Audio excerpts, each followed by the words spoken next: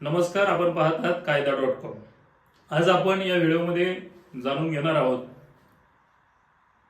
CPC civil procedure code म्हणजे दिवाणी प्रक्रिया संहितेतील ऑर्डर 2, ज्यामध्ये आपल्याला सांगितले गेले की दावा हा कसा बनवला पाहिजे. फ्रेमिंग ऑफ सूट याबद्दल सविस्तर माहिती यामध्ये दिलेली आहे. दावा कसा तयार करायचा, याचा उद्देश काय असायला हवा, एकाच कॉज ऑफ ॲक्शनमुळे दावे त्या ठिकाणी टिकू शकतात का, या सर्व प्रकारची माहिती या ऑर्डर 2 मध्ये सामावलेली आहे. ऑर्डर 2 रूल 1 मध्ये फ्रेमिंग ऑफ सूट बद्दल माहिती आहे. दावा अशा प्रकारे तयार करावा की न्यायालयाला सर्व वादांचा अंतिम निर्णय यामध्ये देता येऊ शकतो.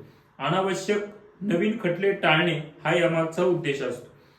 Every suit shall as far the practicable be framed so as to afford ground of final decision upon the subject in dispute and the prevent further litigation concerning them.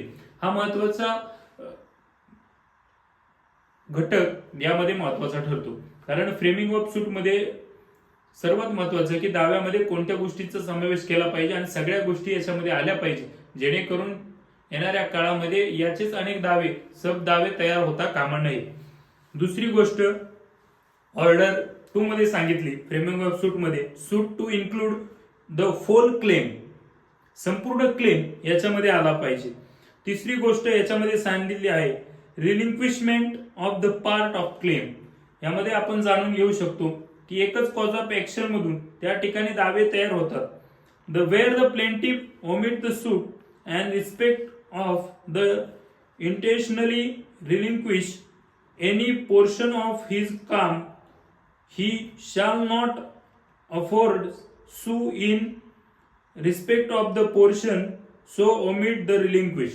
या गोष्टीमध्ये आपण समजून घेऊ शकतो omission of the suit is one for the several relief. पण दावा हा एकाच खटल्यात घेतल्यामुळे त्या ठिकाणी फिर्यादीला आणि बाकी प्रतिपक्षाला सुद्धा याचा फायदा होतो. कारण समजा एने बीला 10 लाख रुपयाचं कर्ज दिलं, तर याने फक्त 5 लाखासाठी दावा केला, तर उरलेल्या 5 लाखासाठी त्याला नंतर दावा करावा लागतो. यामुळे संपूर्ण रिलीफ त्याला भेटत नाही. त्यामुळे जर संपूर्ण माहिती त्या दाव्यामध्ये आली तर त्याला एकाच खटल्यात संपूर्ण प्रकारचा रिलीफ मिळतो. रूल 2 चे उद्दिष्ट हे एकाच कारणासाठी वारंवार खटणे टाळण्याची प्रक्रिया या ठिकाणी सांगितलेली आहे. न्यायालयाचा वेळ वाचतो आणि प्रतिवादीला एकाच कारणासाठी पुन्हा पुन्हा न्यायालयात येण्याची गरज राहत नाही. रूल 3 मध्ये joinder of cause of action, cause of action बद्दल माहिती सांगितली. फिर्यादी एकाच प्रतिवादी विरुद्ध कॉज ऑफ ॲक्शन एकच असल्यास त्यामध्ये खटला मांडू शकतो. काही परिस्थितीमध्ये फिर्यादी किंवा प्रतिवादी असतील तर एकत्र दावा करता येतो, जर सीपीसी मधील अट पूर्ण होत असेल तर. ही गोष्ट आपण समजून घेतली पाहिजे. रूल 4 मध्ये रिकव्हरी ऑफ इमोवेबल प्रॉपर्टी बद्दल माहिती दिलेली आहे. स्थावर मालमत्तेच्या संदर्भामध्ये सामान्यतः खालील दावे एकत्र दाखल करता येतात. त्यामध्ये मालमत्तेचा ताबा, थकीत भाडे किंवा नफा, करार भंगामध्ये झालेले नुकसान आणि संबंधित इतर दिलासे याचा समावेश यामध्ये केला तर रिकव्हरी ऑफ इमोवेबल प्रॉपर्टी यामध्ये त्या ठिकाणी दाव्यामध्ये समाविष्ट करता येतात. रूल 5 ते 7 मध्ये जे विविध प्रकारचे दावे एकत्र करण्याबाबत न्यायालयाने अधिकार क्षेत्रात संबंधित बाबी स्पष्ट करतात, जेणेकरून खटल्याचे व्यवस्थापन सुलभ होईल आणि दिवाणी प्रक्रिया संहितेमध्ये एक सूत्रबद्ध रचना निर्माण होईल. ऑर्डर 2 मध्ये रूल 2 लागू होण्यासाठी आवश्यक अटी सुद्धा प्रतिवादीने या ठिकाणी लक्षात घेतल्या पाहिजे. पहिला आणि दुसरा दावा एकाच कॉज ऑफ ॲक्शन वरती आधारलेला पाहिजे. फिर्यादीला कॉज ऑफ ॲक्शन वरून एकापेक्षा अधिक दिलासे मागता येणार नाही.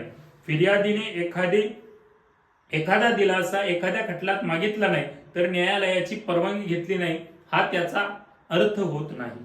महत्वाचे सर्वोच्च न्यायालयाचे निर्णय यामध्ये आपण लागू होण्यासाठी आवश्यक अटी स्पष्ट केल्या आहेत.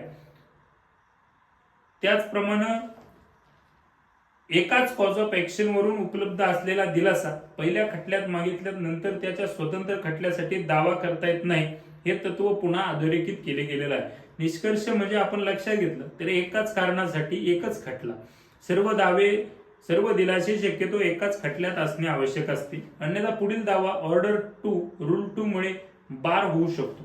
जर तुम्हाला आमची ही माहिती ऑर्डर 2 बद्दल आम्ही जी माहिती या व्हिडिओमध्ये सांगितली ती जर योग्य वाटते असेल तर आम्हाला कमेंट सेक्शन मध्ये नक्कीच प्रतिक्रिया कळवा आणि अशीच कायद्याचे व्हिडिओ पाहण्यासाठी कायदा.com युट्यूब चॅनलशी जोडले राहा. धन्यवाद.